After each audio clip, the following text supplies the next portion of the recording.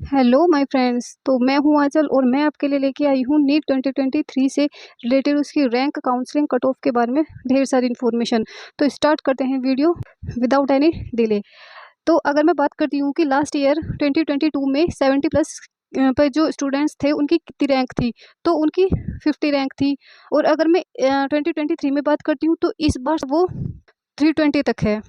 ठीक है। अगर मैं 680 प्लस की बात करती हूँ तो लास्ट ईयर 90 रैंक थी 680 प्लस तक, और 2023 में 1074 रैंक है। तो आप देख सकते हैं कितना डिफरेंस आ चुका है यहाँ पे।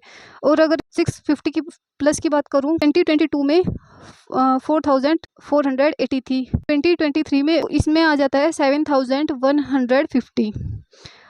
अगर मैं देखती हूँ कि 60 प्लस पर कितनी रैंक थी, तो 2022 में वो 21,000 थी और 2023 में वो 30,000 थी। ठीक है। तो आप देख सकते हैं कि यहाँ पे कितना डिफरेंस देखने को मिल रहा है इस बार हमें। तो लगभग 10,000 स्टूडेंट इस बार ज़्यादा हैं जिसके 60 प्लस नंबर आए। तो आप देख सकते हैं इससे कट ऑफ पर कितना फ़र्क पड़ेगा। तो ढेर सारे बच्चे परेशान हो रहे थे कि काउंसलिंग कब से स्टार्ट होगी, कैसे होगा, क्या होगा। तो अब हम काउंसलिंग के बारे में भी देख लेते हैं कि काउंसलिंग कैसे होगी। तो अगर मैं 2020 की बात करती हूँ तो इसका रिजल्ट आया था हमारा 18 अक्टूबर को, और उसकी काउंसलिंग स्टार्ट हो गई थी हमारी 27 अक्टूबर को, जो इसका फर्स्ट राउंड था। ठीक है। उसके बाद आता है, अगर मैं 2021 की बात करती हूँ तो इसका जो रिजल्ट आया था वो 1 नवंबर को आया था, और इसकी जो काउंसलिंग थी वो 19 जनवरी से स्टार्ट हो गई थी। यहाँ पे इसने बहुत टाइम लिया है, यही एक अजीब-सा ईयर था जिसमें इतना टाइम लिया सभी चीज़ों में। अगर मैं 2022 की बात करती हूँ, तो इसमें जो इसका रिज़ल्ट था वो 7th सितंबर को आया था, और इसकी काउंसलिंग स्टार्ट हो चुकी थी 7 अक्टूबर से। ठीक है? और अगर मैं 2023 की बात करती हूँ, तो इसका जो रिज़ल्ट है वो 13 जून को आ गया था। और अगर मैं इसकी काउंसलिंग की बात करूँ, तो देखो यहाँ पे अप्रॉक्स 12 डेज़ हैं, 12 डेज़ के बाद काउंसलिंग स्टार्ट हो गई थी।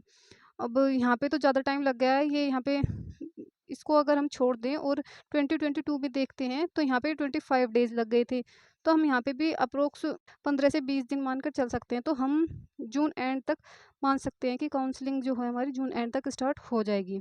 तो अब अगर मैं आपको कट ऑफ के बारे में बताऊँ तो मैं आपको कंपेयर करके बता देती हूँ कि 2022 में क्या हुआ था और 2023 में क्या हो सकता है। तो जो जर्नल को एमबीबीएस मिला था वो 596 पे मिला था। जो एससी थे उसमें 454 पे मिल गया था, और जो एसटी थे वो 423 पे उनको मिल गया था। ठीक है। तो इस बार जो रैंक है वो हमारी बहुत इंक्रीज़ हो गई है, तो ज़ाहिर-सी बात है उसमें कट ऑफ भी इंक्रीज़ होनी ही होनी है। तो इस बार हम मान सकते हैं कि जो बच्चे जिनके 60 प्लस या -10 है, माइनस तो आप मानो ही नहीं, अब हो सकता है बाई चांस हो सके माइनस, तो माइनस तो होगा नहीं। तो जिसके 60 प्लस 10 है ना, यानी कि 610 है, वो खुद को सेफ मान सकते हैं। जो एसटी में है और जिसके 450 हैं प्लस -10, तो माइनस तो हम मान ही नहीं रहे क्योंकि रैंक ही इतनी ज़्यादा है बच्चों की।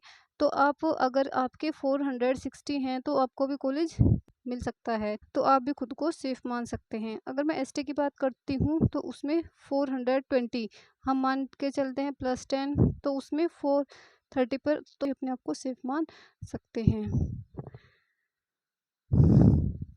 तो ये रही आपकी सारी इन्फॉर्मेशन अबाउट रैंकिंग, काउंसलिंग और कट ऑफ। अगर आपको और भी इन्फॉर्मेशन चाहिए अबाउट नीट तो आप चैनल को सब्सक्राइब कर सकते हो। अगर वीडियो पसंद आए हो तो लाइक ज़रूर करें। Thank you.